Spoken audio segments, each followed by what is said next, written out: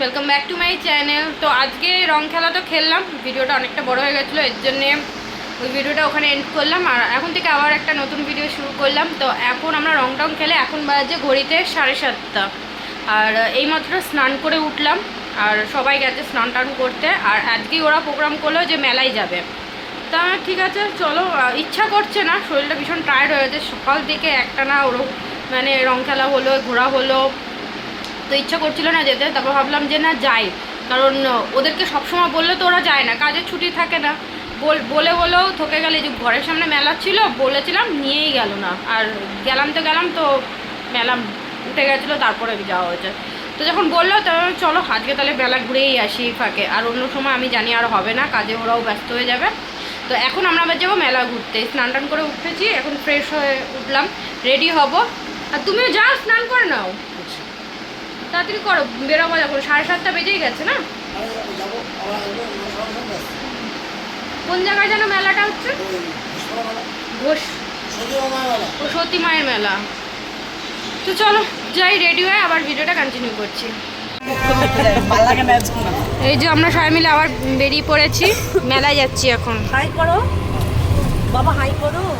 আমরা এখন সবাই মিলে মেলায় যাচ্ছি, দেখো কেমন মেলায় যাই রে, লেবু খাই রে।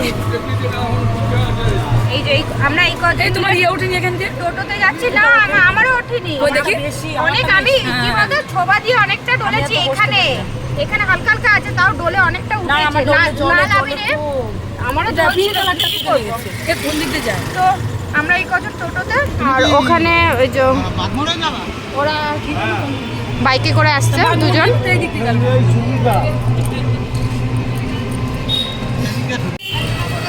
সঞ্জয় ছেলে কি লাগিয়েছে, ওদের বাইকে করে দেখছে, ওদের বাইকে যাওয়ার জন্য কি জিপ, ইস ভগবান, জুতো খুলে দিয়েছে। ওই যে ক্রসিং সামনে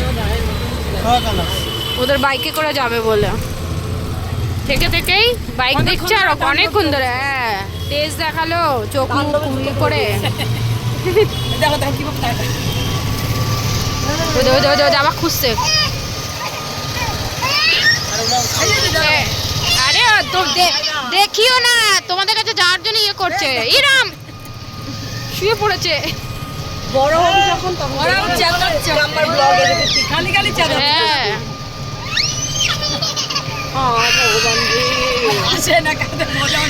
যাবে বলে ইস একটু স্থির থাকছে না ও।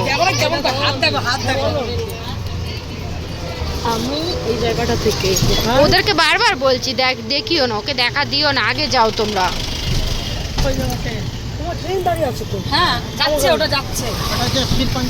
একটা চপের দোকান নেই, চপের দোকান ওখানে গিয়ে খেও চপ। হয় তো মেলায় গিয়ে চপ খেও।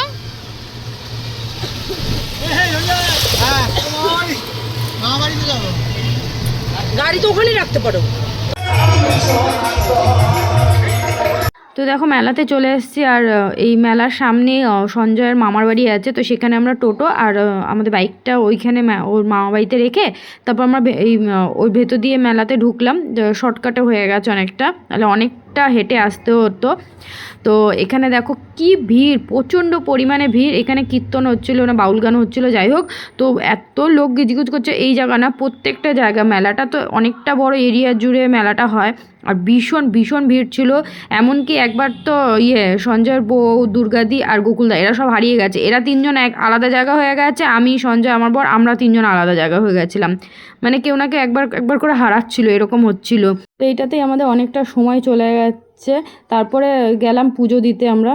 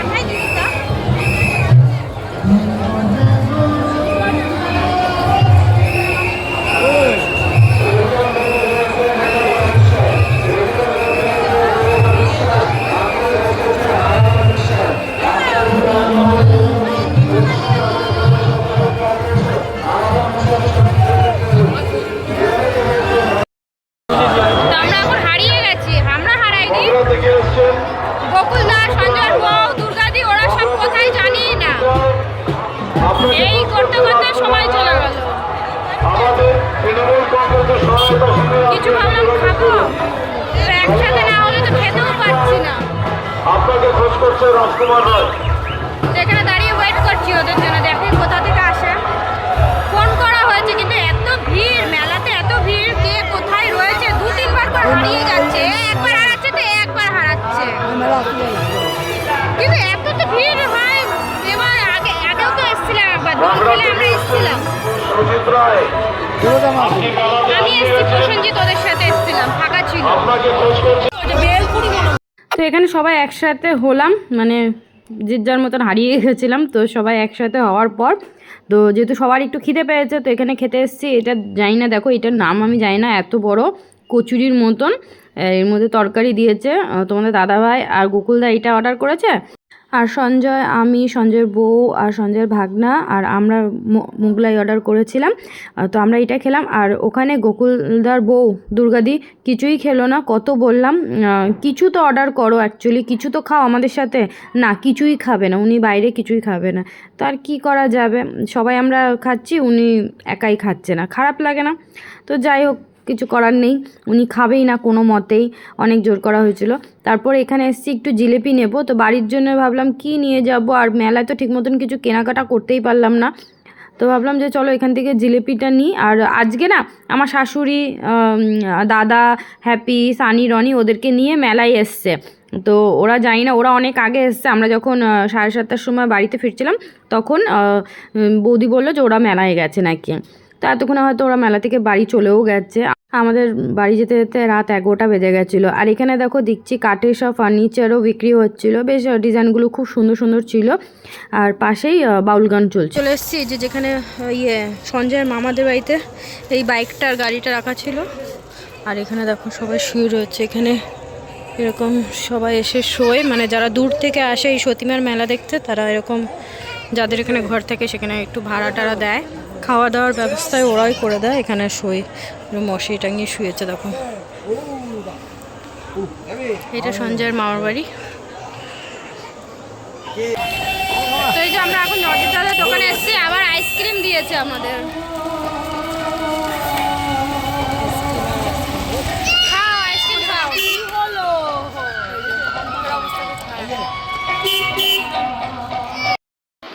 তো আমরা বাড়ি চলে এসেছি, আর এখন বাজে পুরো পাক্কা 12টায়। দেখো 12টা বাজতে 5 মিনিট বাকি। এই বাড়ি আসলাম, মেলা থেকে ওই বাড়ি গেছিলাম, ও খাওয়া দাওয়া করলো, ভাত খেলো, আমি আর কিছু খেলাম না, মোগলাই খেয়ে আমার পেট ভরে গেছে, আর বাড়ি থেকে আর ভাত খাইনি। তো এখন এই যে আর বাড়ি আসলাম। তো চলো আজকের মতন ভিডিওটা এখানে এন্ড করছি, আবার তোমাদের সাথে দেখা হচ্ছে নেক্সট ভিডিওতে।